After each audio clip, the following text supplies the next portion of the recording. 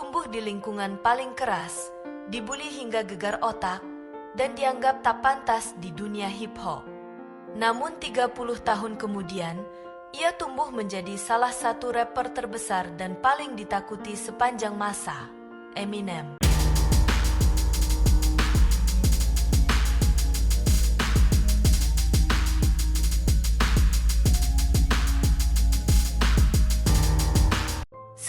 (1972), Saint Joseph, Missouri, Marshall Bruce Mathers III terlahir dalam keluarga penuh konflik.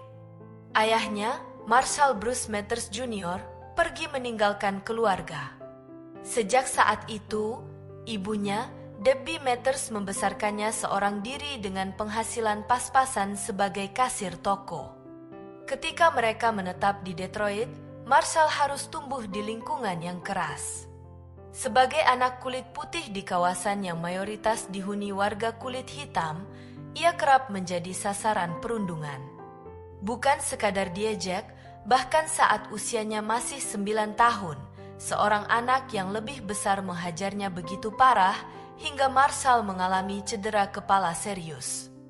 Ia koma selama 10 hari dan harus menjalani proses pemulihan untuk mengembalikan kemampuan motoriknya.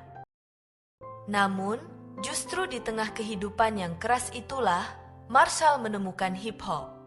Musik yang menjadi tempatnya mencurahkan kemarahan, rasa sakit, dan semua hal yang tak pernah bisa ia ucapkan secara langsung.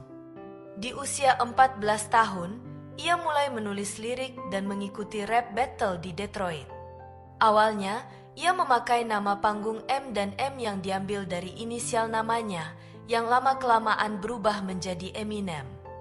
Ia terus berlatih, malam demi malam, naik ke panggung kecil, kalah, namun selalu kembali lagi. Kemampuannya terus membaik, hingga membuat para rapper lokal mulai mengakuinya. 1996, Eminem merilis album pertamanya, Infinite. Ia berharap album itu menjadi pintu masuknya menuju industri musik. Namun, yang terjadi justru sebaliknya, Infinite gagal total, penjualannya sangat rendah. Di saat yang sama, kehidupan pribadinya juga berantakan. Hubungannya dengan pacarnya Kim Scott dipenuhi pertengkaran, hidup dalam kemiskinan, sambil membesarkan putri mereka Hailey Jade. Eminem bahkan pernah bekerja sebagai juru masak di restoran cepat saji, dengan penghasilan yang nyaris tak cukup untuk membayar tagihan. Di titik terendah itulah, keajaiban mulai menghampirinya. 1997, Eminem merekam demo The Slim Shady yang akhirnya sampai ke tangan seorang produser legendaris, Dr. Dre, yang tertarik dan langsung mengontraknya. 1999, The Slim Shady LP resmi dirilis dan terjual lebih dari 18 juta kopi di seluruh dunia hingga meraih Grammy. Dalam semalam, Eminem berubah menjadi bintang baru dunia hip-hop. Setahun kemudian, ia merilis The Marshall Mathers LP. Album ini mencatat penjualan sekitar 1,76 juta kopi hanya dalam minggu pertama di Amerika, menjadikannya salah satu album solo dengan penjualan terlaris sepanjang sejarah. Semakin besar nama Eminem, semakin besar pula kontroversinya. Lirik-lirik Eminem dituduh terlalu kasar, penuh kekerasan, dan dianggap menghina berbagai kelompok seperti organisasi GLAAD.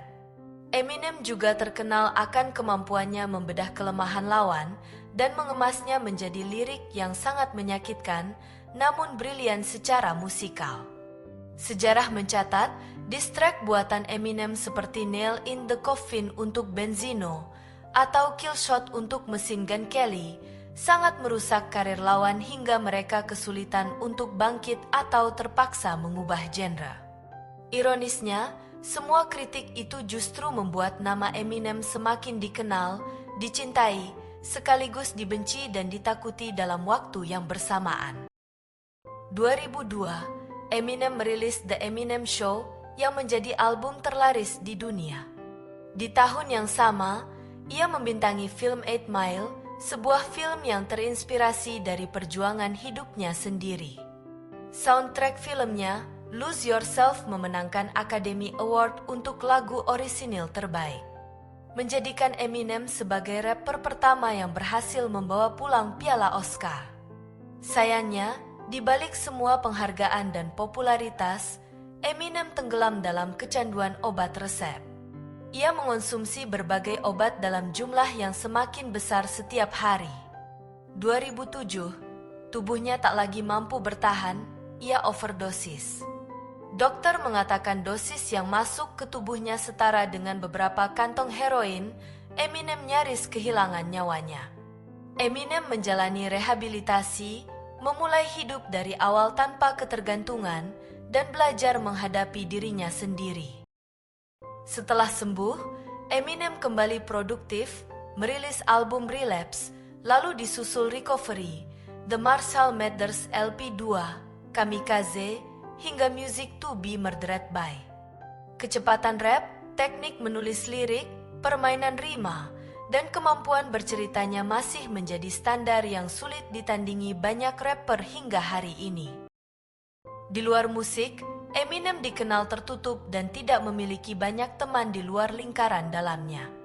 Hubungannya dengan Kim Scott sangatlah rumit, diwarnai dengan konflik, menikah, bercerai, rujuk, hingga berpisah lagi di tahun 2006. Sahabat-sahabat dekatnya sebagian besar berasal dari dunia hip-hop yang mendukungnya sejak awal karir, seperti Proof, Deshaun Holton, Dr. Dre, 50 Cent, dan yang tak terduga Elton John, teman dekat yang membantu Eminem lepas dari kecanduan.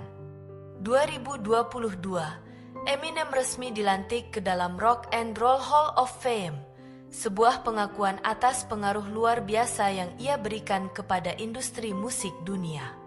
Namun di balik semua penghargaan itu, ada satu peran yang selalu ia anggap paling penting, menjadi seorang ayah. Di berbagai wawancara, Eminem berkali-kali mengatakan bahwa putrinya Hailey Jade adalah alasan terbesar ia bertahan hidup dan bangkit dari kecanduan. Perjalanan hidup Eminem menunjukkan bahwa masa lalu tidak selalu menentukan masa depan seseorang, tapi bagaimana seseorang menyikapinya dan terus bekerja keras.